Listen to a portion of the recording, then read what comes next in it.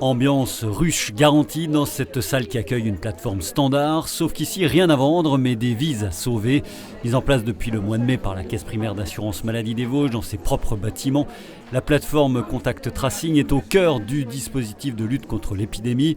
Son rôle, remonter la chaîne de contamination de tous les patients testés positifs au coronavirus.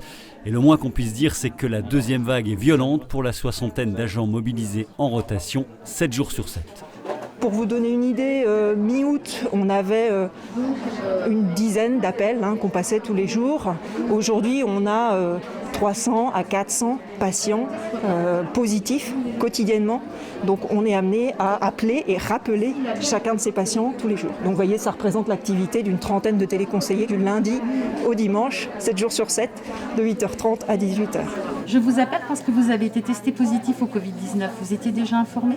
Qu'est-ce qu'un patient zéro aujourd'hui ? Comment est-ce qu'il arrive chez vous ? Un patient zéro, c'est quelqu'un qui a eu un résultat de test RT-PCR positif ou un résultat de test antigénique positif.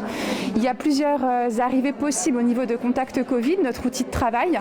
Soit c'est le médecin généraliste qui nous le signale, et aujourd'hui on a plus de 20% des médecins généralistes qui nous signalent des patients positifs. Le deuxième circuit, c'est le circuit hospitalier, qui est centralisé aujourd'hui par le SAMU.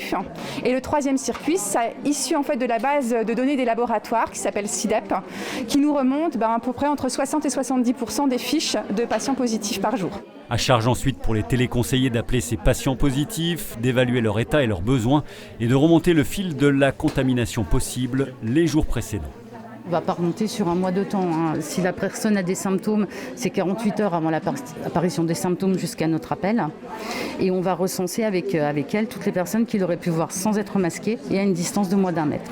Tout le monde joue le jeu ? Vous avez parfois des difficultés ? Dans l'ensemble, tout le monde joue le jeu. Oui. Les gens sont assez... ils comprennent bien notre démarche et on n'est pas là pour faire de la répression, on est là pour les accompagner en fait.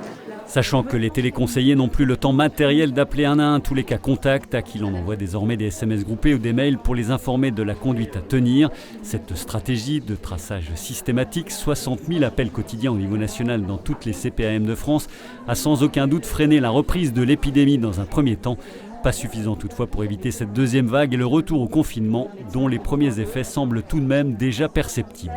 Nous, la première chose qu'on constate ces derniers jours, c'est non pas la baisse du nombre de patients zéro, qui reste aujourd'hui en forme accroissement. Par contre, on voit que le nombre de cas contacts diminue avec les effets des couvre-feux, du confinement.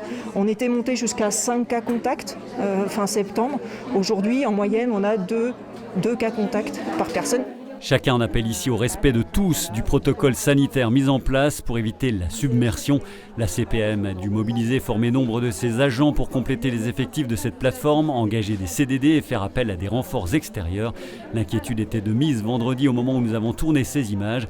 Le week-end a certes vu le nombre de patients positifs contactés baisser, mais ce n'est sans doute qu'en milieu de semaine que l'on pourra vraiment savoir si le pic de cette deuxième vague est passé.